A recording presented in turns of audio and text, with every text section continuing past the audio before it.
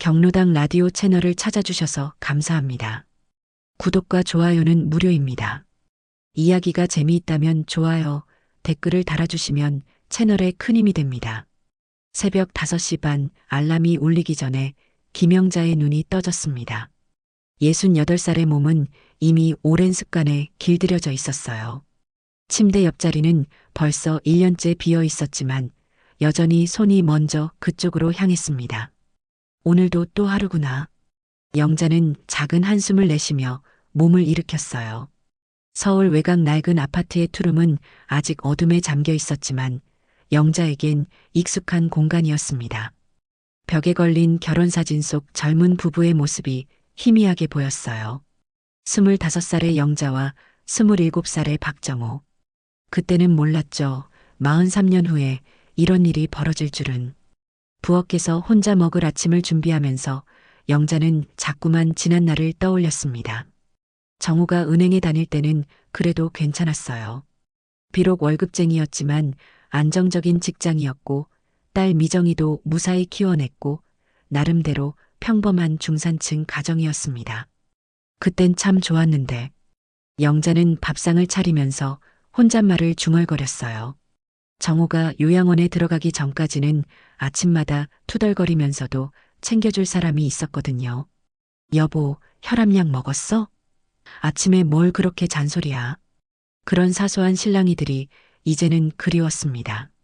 아침을 먹고 나서 영자는 정성스럽게 보온 도시락을 쌌어요. 정우가 좋아하는 멸치볶음, 계란말이, 그리고 김치.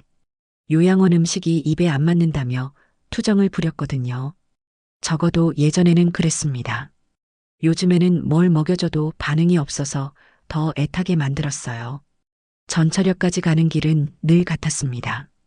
아파트 단지를 나서서 언덕을 내려가고 횡단보도를 건너고 다시 계단을 오르면 지하철 입구가 나왔어요. 5년째 같은 길을 걷고 있지만 전혀 지겹지 않았습니다. 아니, 지겨울 틈이 없었어요. 마음이 너무 복잡했거든요. 전철에 몸을 맡기고 앉아서 영자는 창밖을 바라봤습니다. 아직 이른 시간이라 차량은 한산했고 대부분 영자처럼 어디론가 가야 할 일이 있는 사람들이었어요. 젊은 간병사 아가씨, 병원 가는 할머니, 일찍 출근하는 회사원들. 각자의 사연을 안고 살아가는 사람들이었습니다. 젊을 땐 늘 은행 다닌다고 잘난 체 하던 사람이 이젠 이렇게 누워만 있구나. 영자의 가슴이 먹먹해졌어요. 1년 전 정호가 치매 진단을 받았을 때의 충격은 아직도 생생했습니다. 처음엔 단순한 건망증인 줄 알았어요. 누구나 나이 들면 깜빡깜빡하는 게 당연하다고 생각했거든요. 하지만 증상은 점점 심해졌습니다.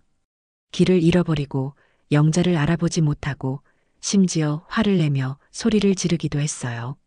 그럴 때마다 영자의 마음은 찢어질 것 같았습니다. 사랑하는 사람이 자꾸 멀어져 가는 것 같아서요. 그래도 내 남편인데 끝까지 곁을 지켜야지. 전철이 요양원 근처 역에 도착했습니다. 영자는 도시락 가방을 챙겨 들고 자리에서 일어났어요. 오늘도 정우를 만나러 가는 길이었습니다. 비록 알아보지 못할지라도 영자에게는 여전히 소중한 사람이었거든요. 요양원으로 향하는 길에서 영자는 딸 미정이의 말을 떠올렸습니다. 엄마, 너무 힘들어하지 마세요. 아빠도 편안한 곳에서 지내고 계시잖아요. 미정이는 착한 딸이었어요. 자신도 맞벌이의 중학생 아들 키우느라 바쁜데도 틈날 때마다 안부를 물어봤습니다. 하지만 영자는 알았어요. 미정이도 마음이 편하지 않다는 걸. 아버지가 그렇게 된 것도 마음 아픈데 어머니까지 고생하는 모습을 보면서 얼마나 속상할까요?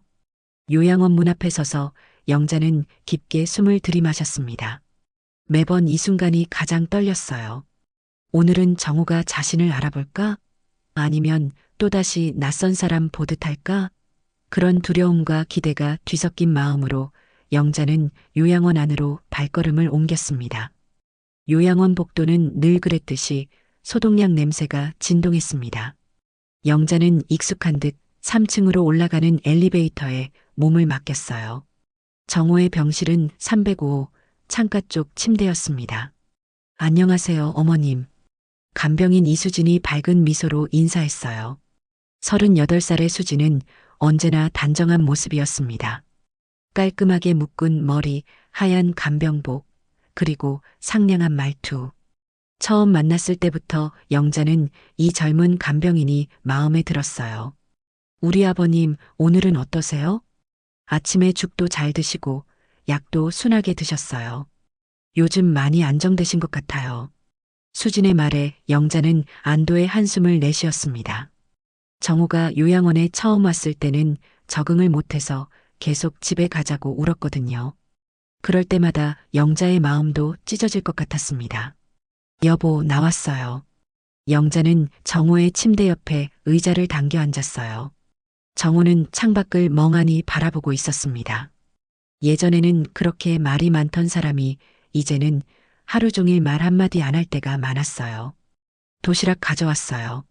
멸치볶음이랑 계란말이 넣었어요. 여보가 좋아하는 거.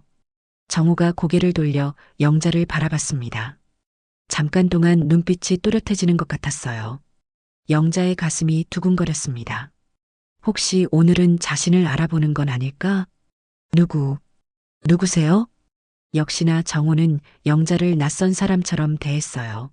하지만 영자는 이미 익숙해졌습니다. 처음에는 울기도 하고 화도 냈지만 이제는 그러려니 했어요. 저는 영자예요. 여보의 아내. 아내?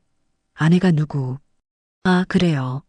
정우는 다시 창밖으로 시선을 돌렸습니다. 영자는 정성스럽게 도시락을 열어서 한 숟가락씩 떠먹여주기 시작했어요. 다행히 정우는 순하게 입을 벌려주었습니다.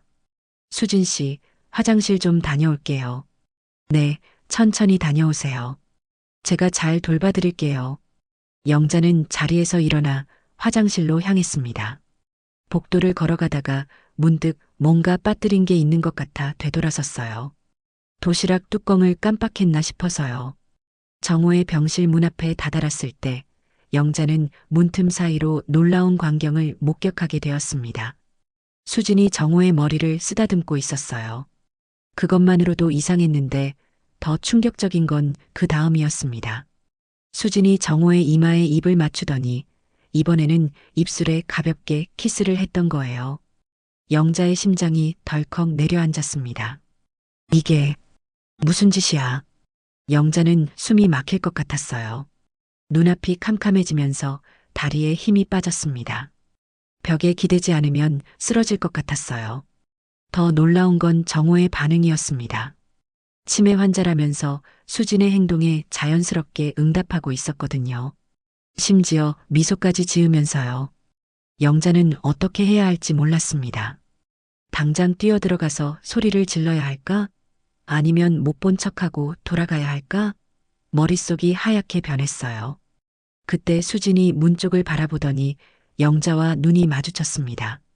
영자는 깜짝 놀라 뒤로 물러섰지만 이미 늦었어요. 어머니, 언제 오셨어요? 수진은 태연하게 웃으며 병실 문을 열었습니다. 마치 아무 일도 없었다는 듯이요. 저기, 영자는 말이 제대로 나오지 않았어요. 방금 전 목격한 장면이 꿈이었나 싶을 정도로 수진은 평상시와 다르지 않았습니다. 환자분이 갑자기 불안해하셔서 달래드리고 있었어요. 치매 환자분들은 가끔 어린아이처럼 행동하시거든요.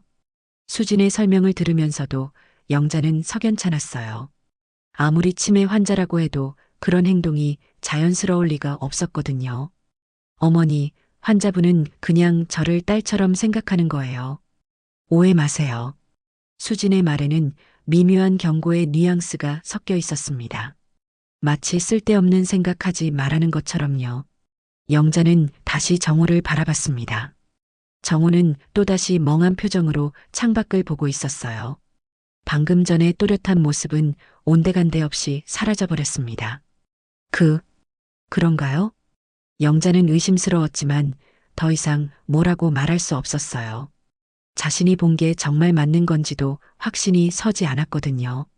치매 환자를 돌보는 간병인이 설마 그런 짓을 할 리가 없다고 생각하고 싶었습니다. 하지만 마음 한구석에서는 계속 의심의 씨앗이 자라고 있었어요. 정호의 표정 변화, 수진의 태어난 모습, 그리고 무엇보다 자신이 분명히 본 그 장면. 오늘은 일찍 가보시죠. 환자분도 피곤해 보이세요. 수진의 제안에 영자는 고개를 끄덕였습니다. 더 이상 이곳에 있기가 어려웠어요. 마음이 너무 복잡했거든요. 요양원을 나서면서 영자는 뒤돌아봤습니다. 3층 창가에서 정우와 수진이 나란히 서 있는 게 보였어요. 그 모습이 왠지 어색하지 않아 보였습니다. 마치 오래된 연인 같다는 생각이 들었어요. 집으로 돌아가는 전철 안에서 영자는 계속 그 장면을 떠올렸습니다. 정말 자신이 잘못 본 걸까? 아니면 정말로 뭔가 이상한 일이 벌어지고 있는 걸까? 의심은 이미 싹트기 시작했고 영자의 마음은 혼란스럽기만 했습니다. 그날 밤 영자는 잠을 이룰 수 없었습니다. 침대에 누워서 천장을 바라보며 계속 그 장면을 떠올렸어요. 수진이 정호에게 입맞춤하는 모습, 그리고 정호의 자연스러운 반응. 아무리 생각해도 이상했습니다. 내가 잘못 본 게 아니야. 영자는 중얼거리며 몸을 뒤척였어요. 43년을 함께 산 남편의 표정을 잘못 볼 리가 없었거든요. 분명히 정호는 그 순간 또렷했습니다. 치매 환자의 멍한 표정이 아니었어요. 다음 날 아침 영자는 평소보다 일찍 요양원으로 향했습니다. 이번에는 미리 가서 정호의 상태를 자세히 관찰해 보기로 했어요. 뭔가 단서를 찾을 수 있을 거라는 생각이 들었거든요. 요양원에 도착했을 때는 아직 면회 시간 전이었습니다. 영자는 간호사실에 들러서 정호의 담당 간호사와 이야기를 나눴어요. 박정호 어르신 상태가 어떤가요? 요즘 좀 이상한 것 같아서요. 이상하다고 하시면? 가끔 표정이 너무 또렷할 때가 있어요. 치매 환자 맞나 싶을 정도로요. 간호사는 차트를 뒤적거리며 대답했습니다. 치매 환자분들이 그런 경우가 종종 있어요. 하루 중에도 상태가 계속 바뀌거든요. 아침에는 멀쩡하다가 저녁에는 완전히 다른 사람이 되기도 하고요. 영자는 고개를 끄덕였지만 완전히 납득되지는 않았어요. 정호의 경우는 뭔가 달랐거든요. 그런데 간병인 이수진 씨는 어떤 분인가요? 아, 수진 씨요? 베테랑이에요. 여기서 3년째 일하고 있는데 환자 돌보는 솜씨가 정말 좋아요. 환자분들이 다 좋아하시거든요. 영자는 더 이상 묻지 않았습니다. 괜히 의심스러운 사람으로 보일까 봐요. 정호의 병실로 향하는 길에 영자는 조심스럽게 발걸음을 옮겼어요. 이번에는 들키지 않고 관찰해 보려고 했거든요. 병실 문 앞에서 영자는 숨을 죽이고 안을 들여다봤습니다. 수진이 정호의 베개를 정리해주고 있었어요. 평범한 간병 업무처럼 보였습니다. 정호 씨, 오늘 기분이 어때요? 수진의 말에 정호가 대답했어요. 괜찮아. 그런데 그 여자 또 올까? 영자의 심장이 쿵 떨어졌습니다. 그 여자라니 혹시 자신을 말하는 건가요? 걱정 마세요. 제가 잘 처리할게요. 수진의 대답에 영자는 더욱 당황했어요. 무엇을 처리한다는 건지, 왜 자신을 그 여자라고 부르는 건지 이해할 수 없었습니다. 서류는 다 준비됐지? 그 집 여자는 모를 거야. 정호의 말에 영자는 온몸에 소름이 돋았어요. 분명히 치매 환자라고 했는데 이런 구체적인 대화가 가능한 건가요? 네, 다 준비됐어요. 조금만 더 기다리시면 돼요. 수진이 정호의 손을 잡으며 말했습니다. 그 모습은 간병인과 환자가 아니라 연인 같았어요. 영자는 뒤로 물러서며 벽에 등을 기댔습니다. 머릿속이 복잡했어요. 방금 들은 대화가 무슨 뜻인지 알 수 없었지만 분명한 건 뭔가 이상하다는 거였습니다. 이건 단순한 치매 환자의 망상이 아니야. 뭔가 꾸미고 있어. 영자는 직감적으로 느꼈어요. 정호와 수진 사이에 뭔가 계획된 일이 있다는 걸. 하지만 그게 무엇인지는 전혀 감이 잡히지 않았습니다. 잠시 후 영자는 태연한 척하며 병실로 들어갔어요. 안녕하세요. 오늘도 왔어요. 어머니, 일찍 오셨네요. 수진은 여전히 밝은 미소를 지었지만 영자에게는 그 미소가 가짜처럼 느껴졌어요. 여보, 나예요. 영자. 정우를 바라보며 말했지만 정우는 또다시 멍한 표정으로 돌아가 있었습니다. 방금 전까지 수진과 나눈 또렷한 대화가 거짓말처럼요. 오늘은 상태가 좀 안 좋으신 것 같아요. 아침부터 계속 혼란스러워 하셨거든요. 수진의 설명을 들으면서 영자는 의심을 확신으로 바꿔갔어요. 분명히 뭔가 숨기고 있는 게 있었습니다. 수진 씨, 잠깐 커피 한 잔 하실래요? 제가 살게요. 괜찮아요, 어머니. 전 여기서 환자분 돌봐야 해서요. 수진이 정중히 거절했지만 영자는 포기하지 않았어요. 10분만요. 혼자 앉아 있어도 괜찮을 거예요. 정말 괜찮아요. 전 커피도 안 마셔서요. 수진의 단호한 거절에 영자는 더 이상 강요하지 않았습니다. 하지만 마음속으로는 더욱 의심스러워졌어요. 왜 이렇게 자리를 비우기 싫어하는 걸까요? 그날 오후 영자는 평소보다 오래 머물렀습니다. 정우와 수진의 상호작용을 자세히 관찰하기 위해서요. 신기하게도 자신이 있을 때는 정우가 전혀 반응을 보이지 않았지만 수진과는 미묘한 교감이 있는 것 같았어요. 화장실을 다녀온다는 핑계로 잠깐 자리를 비웠을 때 영자는 다시 문 밖에서 지켜봤습니다. 과연 정우는 다른 모습을 보였어요. 수진의 손을 잡고 뭔가 진지하게 이야기하고 있었습니다. 뭔가 확실히 이상해. 영자는 집으로 돌아가는 길에 계속 생각했어요. 정우의 치매는 정말 치매가 맞는 걸까? 아니면 뭔가 다른 목적이 있는 걸까? 그날 밤 영자는 인터넷을 뒤져가며 치매에 대한 정보를 찾아봤습니다. 치매 환자의 증상, 행동 패턴, 그리고 가끔 또렷해지는 순간들에 대해서요. 하지만 정우의 경우는 일반적인 케이스와는 뭔가 달랐어요. 내일은 더 자세히 지켜봐야겠어. 영자는 마음속으로 다짐했습니다. 분명히 뭔가 숨겨진 진실이 있을 거라고 확신했거든요. 43년을 함께 산 남편의 진짜 모습을 찾아내야 했습니다. 다음 날 아침 영자는 평소와 다른 계획을 세웠습니다. 요양원에 가기 전에 먼저 딸 미정이를 만나기로 했어요. 혼자서는 감당하기 어려운 의심들이 커져가고 있었거든요. 미정이가 다니는 회사 근처 카페에서 만났습니다. 45살의 미정이는 여전히 바쁜 워킹맘의 모습이었어요. 점심시간을 쪼개서 나온 터라 시간도 많지 않았습니다. 엄마, 무슨 일이세요?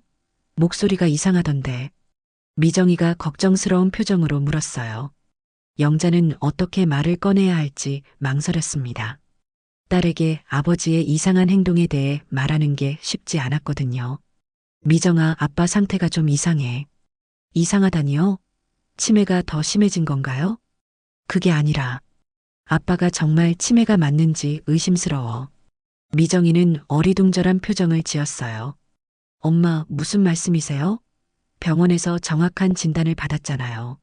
영자는 천천히 지난 며칠 동안 목격한 일들을 이야기했습니다.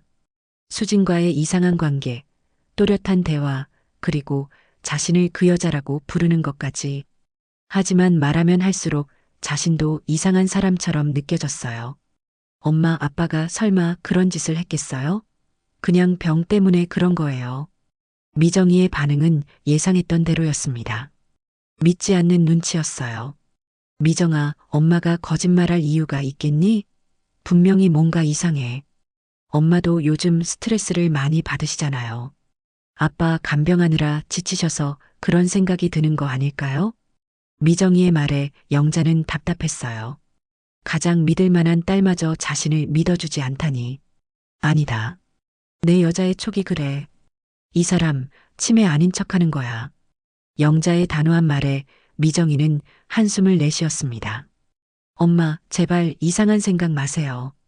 아빠가 치매인 것도 충분히 힘든데 이런 의심까지 하시면 어떡해요. 결국 미정이는 어머니를 설득시키지 못한 채 회사로 돌아갔어요. 영자는 혼자 남겨진 카페에서 쓸쓸함을 느꼈습니다. 아무도 자신의 말을 믿어주지 않는다는 게 이렇게 외로운 일인 줄 몰랐어요.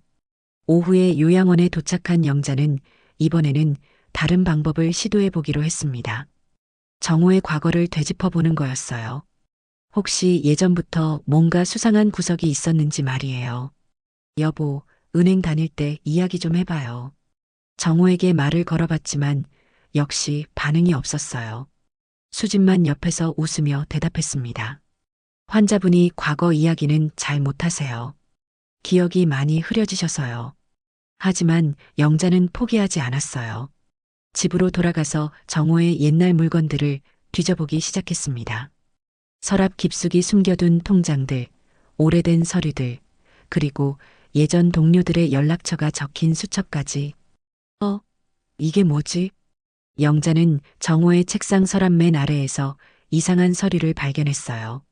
위임장이라고 적힌 문서였는데 내용을 보니 정호의 재산관리 권한을 다른 사람에게 위임한다는 내용이었습니다. 이수진. 이수진에게 영자의 손이 떨렸어요. 서류에 적힌 이름은 분명히 간병인 수진이었습니다. 날짜를 보니 불과 2달 전에 작성된 것 같았어요. 이게 대체 뭐야? 영자는 서류를 자세히 읽어봤습니다. 정호가 치매로 인해 판단 능력이 없다는 의사 소견서도 첨부되어 있었고, 그래서 믿을 만한 사람에게 재산 관리를 맡긴다는 내용이었어요. 치매 환자가 어떻게 이런 서류를 작성해? 영자는 의문이 들었어요. 치매 환자라면 이런 복잡한 법적 문서를 이해하고 작성할 수 없을 텐데요. 그날 밤 영자는 정호의 예전 직장 동료인 김 과장에게 전화를 걸었습니다. 혹시 정호에 대해 알고 있는 게 있는지 물어보려고 했어요. 영자 씨, 오랜만이네요. 정호는 어떻게 지내요? 그게 치매 걸려서 요양원에 있어요. 아, 그래요? 안 됐네요. 그런데 정호 그 친구 예전부터 좀 그런 면이 있었잖아요. 그런 면이요? 아, 영자 씨는 모르셨나? 정호가 은행 다닐 때 고객 돈 관리하면서 좀 어떻게 표현할까요? 김 과장의 말에 영자의 가슴이 철렁했어요. 무슨 말씀이세요? 직접적으로 말하기는 그렇지만 고객들 예금을 잠깐 빌려다 쓰고 나중에 메우는 식이었어요. 물론 결과적으로는 손해를 끼친 적은 없었지만요. 그런 일이 있었다고요? 영자 씨가 모르실 만해요. 정호가 집에서는 절대 그런 이야기 안 했을 테니까. 하지만 우리 동료들 사이에서는 다 아는 이야기였어요. 전화를 끊고 나서 영자는 충격에 빠졌어요. 남편이 그런 사람이었다니. 평생 성실한 은행원이라고 생각했는데 실제로는 다른 모습이 있었던 거였어요. 그럼 지금도 영자는 소름이 돋았습니다. 만약 정호가 치매를 핑계로 또 다른 꾸밈을 하고 있다면, 그리고 수진과 함께 뭔가를 계획하고 있다면, 다시 위임장을 자세히 살펴본 영자는 더욱 놀라운 사실을 발견했어요. 문서 하단에 공증인의 도장이 찍혀 있었거든요. 이건 정식으로 법적 효력이 있는 문서라는 뜻이었습니다. 이 사람이 정말 치매라면서 어떻게 공증까지 받아? 영자는 확신했어요. 정호는 분명히 치매가 아니거나 적어도 생각보다 훨씬 또렷한 상태라는 걸. 그리고 수진과 함께 자신을 속이고 있다는 걸. 새벽까지 잠 못 이루며 영자는 계속 생각했습니다. 어떻게 하면 진실을 밝혀낼 수 있을까? 누구에게 도움을 요청해야 할까? 그리고 정호와 수진이 정말로 꾸미고 있는 일이 무엇일까? 43년 결혼 생활에서 남편에 대해 전혀 몰랐던 면들이 하나둘씩 드러나면서 영자는 자신의 인생 전체가 흔들리는 기분이었어요. 다음 날 아침 영자는 위임장 사본을 가방에 넣고 요양원으로 향했습니다. 이번에는 정면 승부를 할 작정이었어요.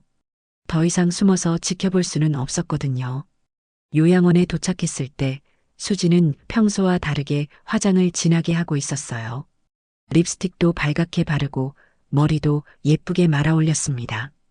간병복 위에 입은 가디건도 새 것 같았어요.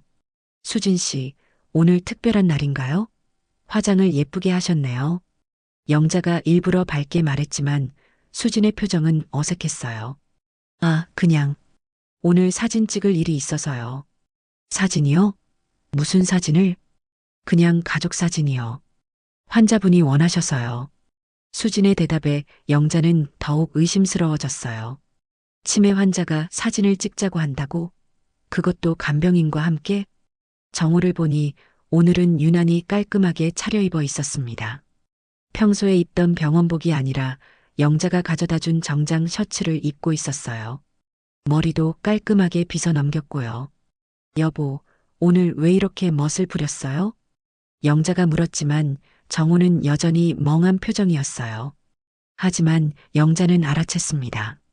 정호의 눈빛이 평소보다 훨씬 또렷하다는 걸. 환자분이 오늘 컨디션이 좋으셔서 옷도 갈아입으시고 그러셨어요. 수진이 설명했지만 영자는 믿지 않았어요. 분명히 다른 이유가 있을 거였습니다.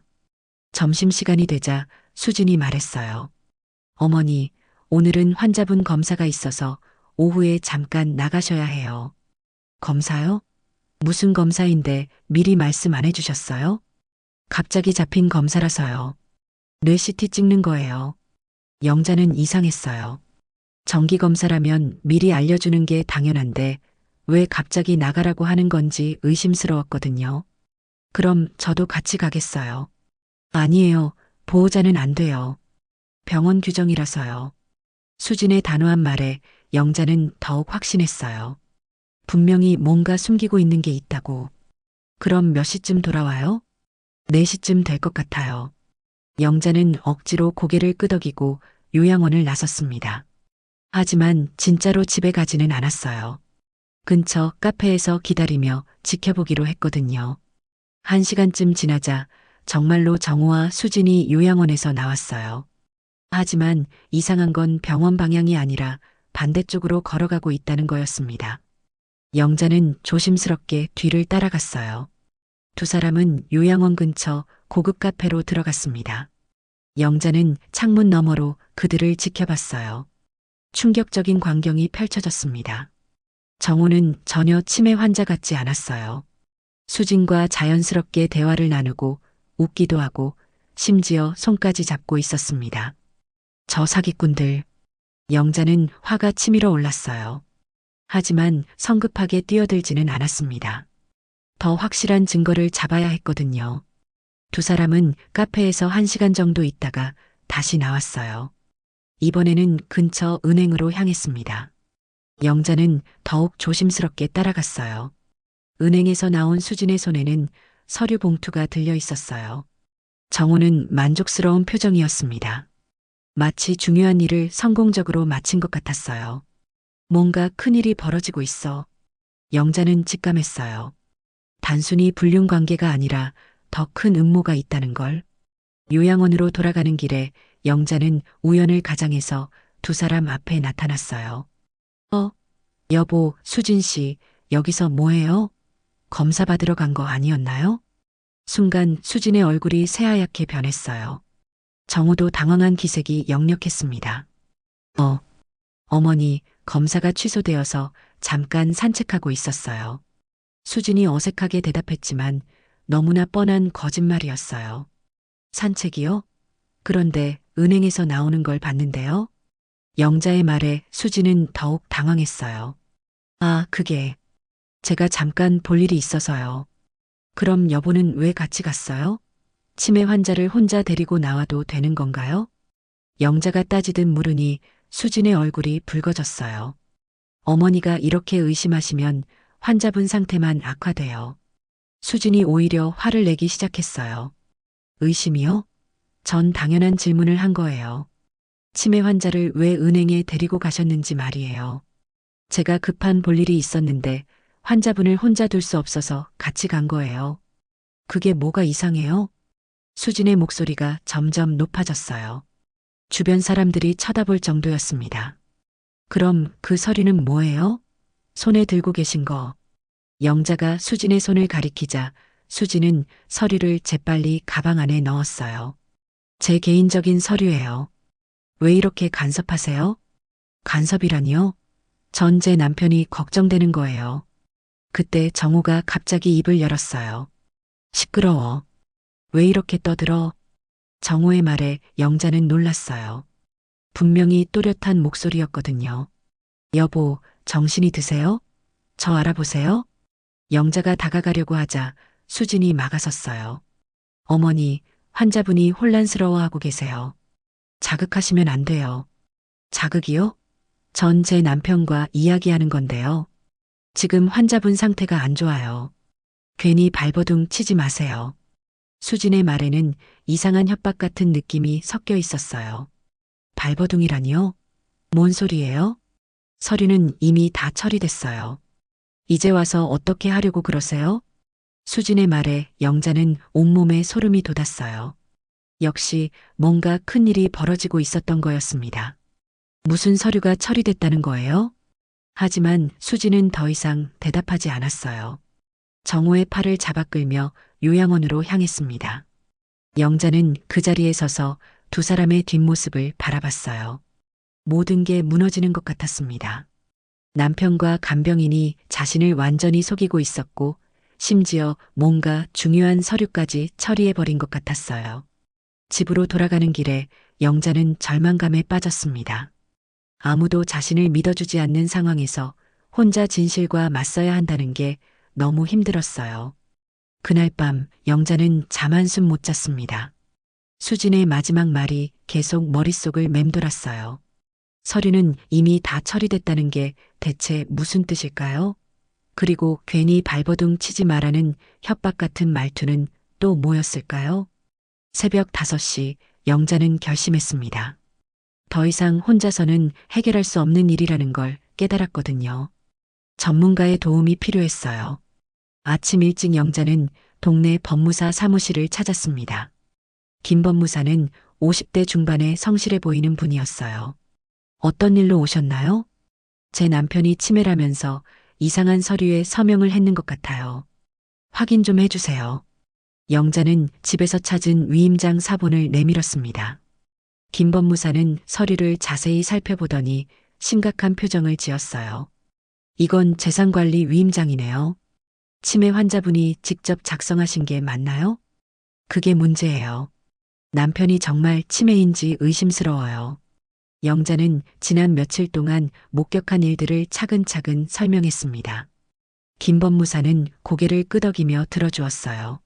만약 정말로 치매를 가장한 거라면 이건 심각한 사기 행위입니다.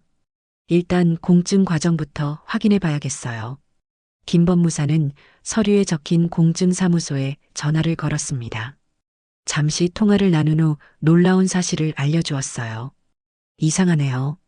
공증 당시 환자분이 매우 정상적이었다고 하는군요.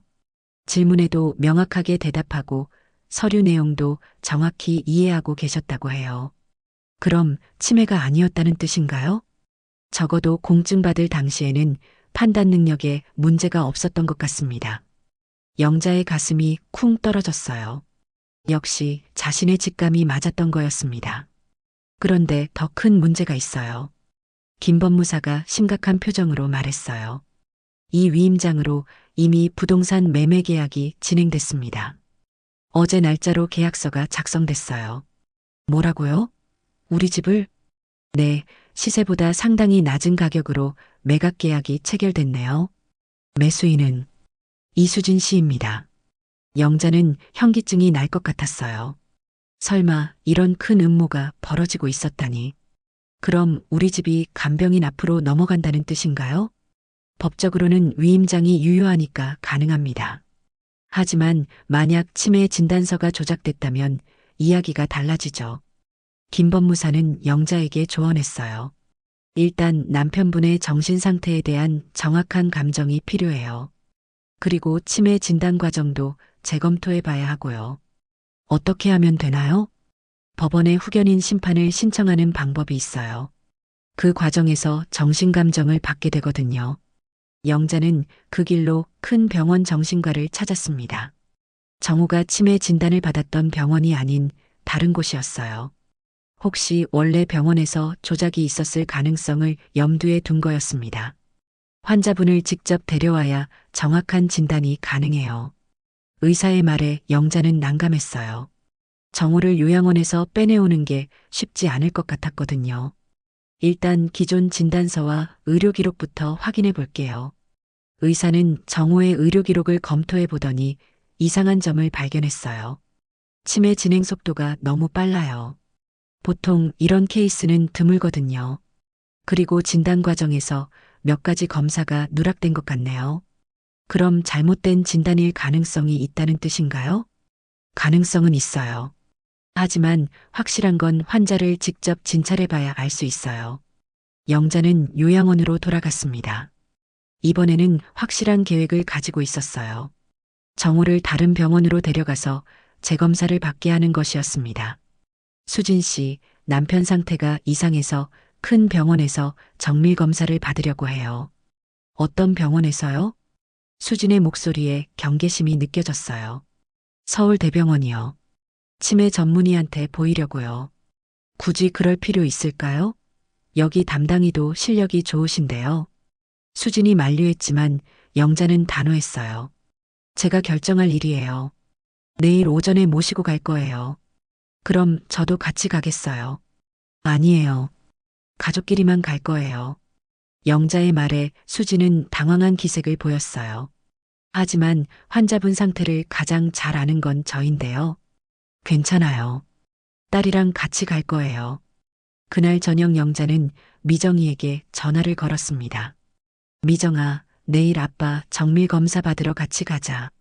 엄마, 또 무슨 일이세요? 영자는 오늘 알아낸 사실들을 미정이에게 모두 이야기했어요. 부동산 매각 계약, 위임장의 진실, 그리고 의심스러운 치매 진단까지. 정말이에요? 그럼 아빠가 정말 우리를 속인 거예요? 미정이의 목소리에도 충격이 섞여 있었어요. 아직 확실하지 않아. 그래서 정밀 검사를 받아보려는 거야. 알겠어요. 내일 회사 휴가 내고 같이 갈게요. 다음 날 아침 영자와 미정이는 일찍 요양원에 도착했습니다. 수지는 여전히 못마땅한 표정이었어요. 정말 검사 받으러 가시는 거예요? 네, 예약도 다 잡아놨어요. 영자가 단호하게 말하자 수지는 더 이상 말리지 않았어요. 하지만 뭔가 불안한 기색이 역력했습니다. 병원으로 가는 차 안에서 정호는 계속 멍한 표정이었어요. 하지만 영자는 알아챘습니다. 가끔씩 창밖을 또렷하게 바라보는 순간들을 말이에요. 아빠, 오늘 검사 받으러 가는 거 아세요? 미정이가 물었지만 정호는 대답하지 않았어요. 병원에 도착해서 접수를 하는 동안 정호는 주변을 두리번거렸습니다. 마치 낯선 곳에 온 것을 인식하고 있는 것 같았어요. 평생 남편 뒷바라지한 게 이런 배신으로 돌아오다니. 영자의 눈가에 눈물이 맺혔어요. 설사 정호가 정말 치매가 아니라고 해도 이미 마음은 산산조각 나 있었습니다. 엄마, 울지 마세요. 우리가 진실을 밝혀낼 거예요. 미정이가 어머니의 손을 꼭 잡아주었어요. 더는 당하지 않겠다. 이번엔 내가 끝을 본다. 영자는 마음속으로 다짐했습니다. 무슨 일이 있어도 진실을 밝혀내겠다고. 병원에서의 정밀 검사 결과는 충격적이었습니다. 정호는 치매가 아니었어요. 경미한 인지기능 저하는 있었지만 일상생활과 판단 능력에는 전혀 문제가 없다는 진단이었습니다. 환자분은 치매 환자가 아닙니다. 누가 이런 진단을 내렸는지 의아하네요. 담당이의 말에 영자와 미정이는 서로를 바라봤어요. 드디어 진실이 드러난 거였습니다. 그럼 아빠가 일부러 치매인 척 연기를 한 거예요? 미정이가 믿기 어렵다는 표정으로 물었어요. 검사 결과상으로는 그렇게 봐야겠네요. 물론 환자분이 의도적으로 증상을 꾸몄는지는 별개 문제지만요. 집으로 돌아가는 길에 정호는 여전히 멍한 척하고 있었어요. 하지만 영자는 이제 모든 걸 알고 있었습니다. 여보, 이제 그만 연기 그치세요. 영자가 차 안에서 조용히 말했어요. 정호는 깜짝 놀라는 기색을 보이더니 이내 태어난 척했습니다. 뭔 소리야? 나 아픈데. 병원에서 검사 받았어요. 치매 아니라고 나왔어요. 영자의 말에 정호는 잠시 당황했지만 곧 다시 멍한 표정을 지었어요. 엄마 아빠한테 직접 물어봐요. 미정이가 뒤에서 말했어요. 그날 저녁 영자는 김 법무사에게 전화를 걸었습니다. 검사 결과 치매가 아니라고 나왔어요. 그럼 이제 법적 대응이 가능합니다. 내일 오전에 사무실로 오세요. 위임장 무효 소송을 준비해 봅시다. 다음 날 아침 영자는 법무사와 함께 치밀한 계획을 세웠습니다. 정우와 수진을 한자리에 모아서 진실을 밝혀내는 것이었어요. 가족회의를 하자고 해보세요. 딸분도 참석하시고 간병인도 불러서 앞으로의 치료 계획을 논의한다고 하시면 됩니다. 영자는 수진에게 전화를 걸었어요. 수진 씨, 내일 가족회의 좀 하려고 해요. 앞으로 치료 방향을 정해야 해서요. 가족회의요? 수진의 목소리에 경계심이 느껴졌어요. 네, 저희 딸도 오고 법무사님도 참석하실 거예요. 재산관리 문제 때문에요. 법무사요? 왜 법무사가? 치매 환자 재산관리에 대한 상담 받으려고요. 수진 씨도 위임받으신 분이니까 꼭 참석해 주세요. 수진은 잠시 망설이더니 대답했어요. 알겠어요. 내일 몇 시예요? 오후 2시에 요양원 상담실에서 만나요.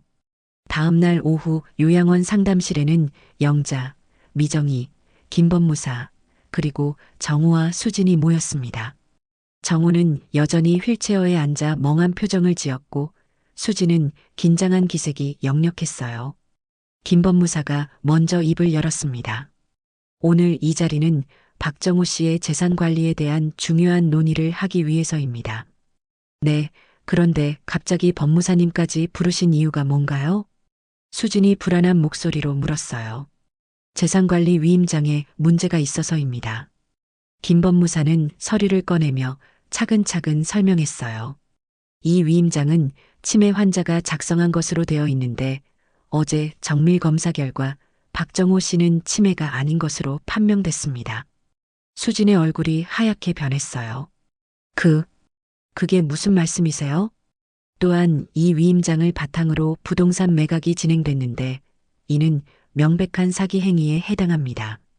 영자가 정호를 바라보며 말했어요. 박정호 씨, 당신 치매 아닌 거 다 알아. 간병인과 짜고 내 평생 모은 돈을 빼돌리려 했지? 그 순간 정호는 더 이상 연기할 수 없다는 듯 본색을 드러냈습니다. 그래, 맞다. 정호가 갑자기 소리를 질렀어요. 휠체어에서 벌떡 일어나면서 말이에요. 넌 평생 나한테 의지해서 살았잖아. 내가 은행 다닐 때도 퇴직하고 나서도 늘 나 뒤에 숨어서 살았어. 모든 사람들이 깜짝 놀랐어요. 방금까지 치매 환자인 척하던 정호가 완전히 다른 사람이 되어 있었거든요. 이번엔 내가 자유롭게 살 차례야. 수진이랑 새로운 인생을 시작할 거야. 영자는 분노로 온몸이 떨렸어요. 자유롭게? 그래서 나를 속이고 집까지 팔아넘기려 했다고? 그 집도 내가 번 돈으로 산 거야. 내 마음대로 할 권리가 있어. 43년을 함께 살면서 이런 배신을. 영자의 목소리가 떨렸어요. 미정이는 아버지를 믿을 수 없다는 표정으로 바라봤습니다. 아빠, 어떻게 이럴 수 있어요? 엄마가 평생 얼마나 희생하셨는데. 희생? 나도 희생했어. 평생 가족 뒷바라지하느라 내 인생은 없었다고. 정우가 소리치자 수진이 그의 팔을 잡았어요. 정우 씨, 진정하세요. 하지만 김 법무사가 조용히 서류를 꺼내며 말했어요. 죄송하지만 이미 늦었습니다. 뭐가 늦었다는 거야? 정우가 화를 내며 물었어요. 위임장 무효 소송을 어제 접수했습니다. 부동산 매각 계약도 사기로 신고됐고요. 김 법무사의 말에 수진이 당황했어요. 사기라니요? 저희는 정당한 절차를 밟았어요.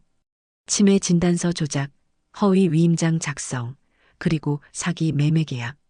이 모든 게 증거로 제출됐습니다. 영자가 정호를 똑바로 바라보며 말했어요. 당신이 은행 다닐 때 고객 돈 빼돌린 것도 다 알아요. 김 과장한테 들었어요. 정호는 더 이상 할 말이 없다는 듯 고개를 떨궜어요. 수지는 마지막까지 변명을 늘어놓았어요. 저희는 사랑하는 사이예요. 뭐가 잘못된 거예요? 잘못된 건 거짓말과 속임수야. 영자가 단호하게 말했어요. 사랑한다면서 남의 재산을 훔치려 했잖아. 그게 사랑이야? 김 법무사가 마지막으로 정리했어요. 법정에서 뵙겠습니다. 모든 증거는 다 준비되어 있어요. 수지는 당황하며 정호를 바라봤지만 정호는 이미 체념한 듯 고개만 떨구고 있었어요. 영자는 마지막으로 정호에게 말했어요. 43년 결혼 생활이 이렇게 끝나는군요. 당신 때문에 내 인생이 망가졌지만 이제는 내 손으로 지켜낼 거예요. 그 순간 영자는 느꼈어요. 오랜 속박에서 드디어 해방되는 기분을 말이에요. 그로부터 한 달이 지났습니다. 법정에서의 최종 판결이 내려졌어요. 정호는 사기미수와 위조서류 작성으로 벌금형을 받았고 수지는 공모 혐의로 처벌받았습니다.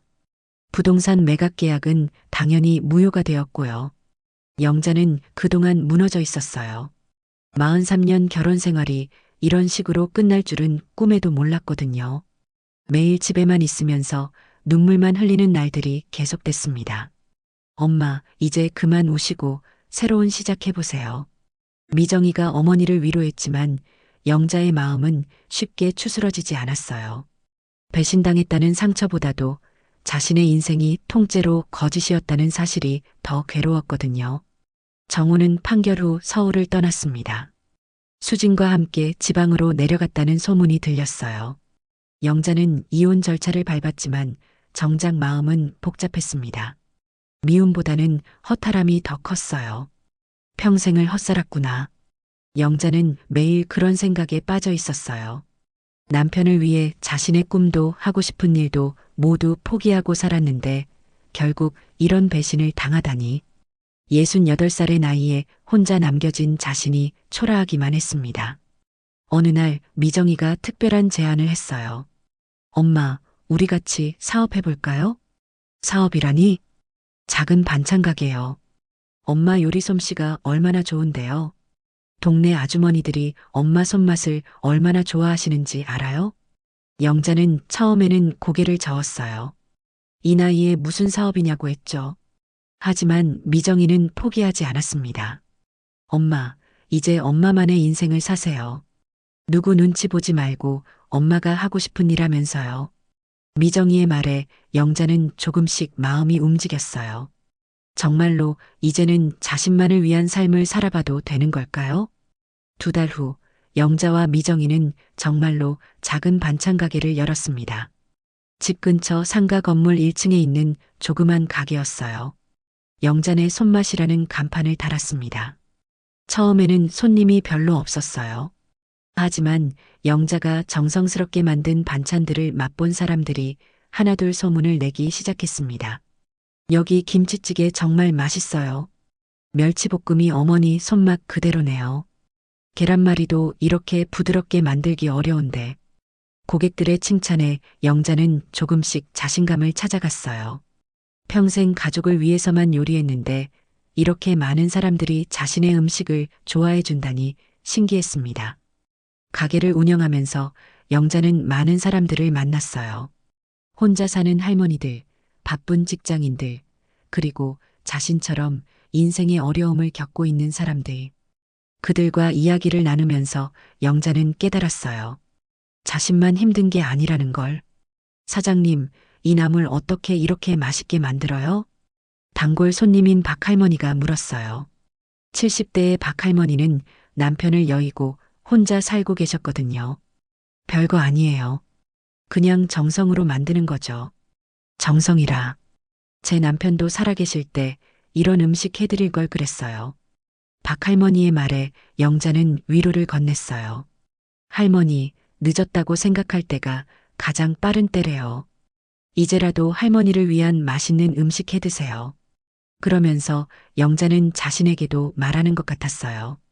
68살이지만 아직 늦지 않았다고. 가게 운영이 궤도에 오르면서 영자는 점점 밝아졌습니다. 아침에 일어나는 게 즐거워졌고 새로운 메뉴를 개발하는 재미도 생겼어요. 무엇보다 손님들이 맛있게 먹는 모습을 볼 때마다 보람을 느꼈습니다. 엄마, 요즘 완전 달라지셨어요. 표정도 밝아지고. 미정이가 신기하다는 듯 말했어요. 그래, 나도 모르게 그랬나 보다. 영자는 웃으며 대답했어요. 정말로 오랜만에 진심으로 웃는 것 같았습니다. 어느 날 저녁 하루 일을 마치고 집으로 돌아가는 길에 영자는 문득 생각했어요. 정호와의 결혼 생활이 완전히 무의미했던 건 아니라고. 미정이라는 소중한 딸을 얻었고 그 과정에서 많은 것들을 배웠으니까요. 사람은 변할 수 있지만 진심은 배신하지 않는다. 영자는 혼자 중얼거렸어요. 정호는 변했지만 자신의 진심만큼은 변하지 않았다고 생각했거든요. 가족을 사랑하는 마음, 정성스럽게 요리하는 마음, 그리고 사람들을 돌보려는 마음. 반찬 가게를 연 지 6개월이 지났을 때 영자는 놀라운 소식을 들었어요. 동네 방송국에서 자신의 가게를 취재하고 싶다는 연락이 온 거였어요. 60대 후반에 새로운 도전을 시작한 사연이 감동적이라고 하네요. 미정이가 신나서 말했어요. 뭐 대단한 일도 아닌데. 영자는 쑥스러워했지만 마음 한편으로는 뿌듯했어요. 방송이 나간 후 가게에는 더 많은 손님들이 찾아왔습니다. 멀리서도 영자의 음식을 맛보러 오는 사람들이 생겼어요. 심지어 자신처럼 늦은 나이에 새로운 일을 시작하고 싶다며 조언을 구하러 오는 분들도 있었습니다. 사장님, 저도 용기를 내볼게요. 70살에 뭘 시작하겠냐고 생각했는데 사장님 보니까 할 수 있을 것 같아요. 한 할머니의 말에 영자는 깊이 감동받았어요. 자신의 경험이 다른 사람에게 희망을 줄 수 있다니. 그날 밤 영자는 일기를 썼어요. 오랜만에 쓰는 일기였습니다. 오늘도 많은 사람들이 내 음식을 맛있게 먹어주었다. 예전에는 한 사람을 위해 요리했지만 이제는 많은 사람들의 행복을 위해 요리한다. 이게 정말 내가 원했던 삶이었나 보다. 늦었지만 찾았으니 다행이다. 영자는 창밖을 바라보며 마지막으로 생각했어요. 이제는 내 삶을 내 손으로 지켜낼 거다. 밤하늘의 별들이 반짝이고 있었어요. 마치 영자의 새로운 시작을 축복해주는 것 같았습니다. 68살 영자의 진짜 인생이 이제 시작된 거였어요.